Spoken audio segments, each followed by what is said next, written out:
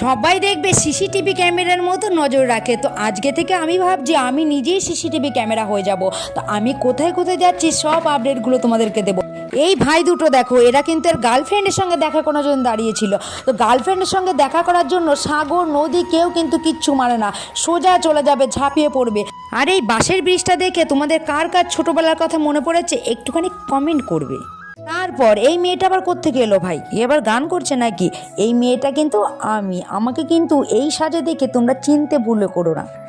তারপর দেখো এই পুচকিটা আবার ডান্স করছে। এদের বয়সে আমরা কিন্তু ন্যাংটু হয়ে ঘুরে বেড়াতাম, আমরা কিন্তু ডান্স করার কথা ভাবতেই পারতাম না। এরপরে আমার বৌদি ভাইরা আর কাকিমারা কীরকম ডান্স করছে দেখো। তার আগে আমার গলে একটুখানি গান শুনে নাও।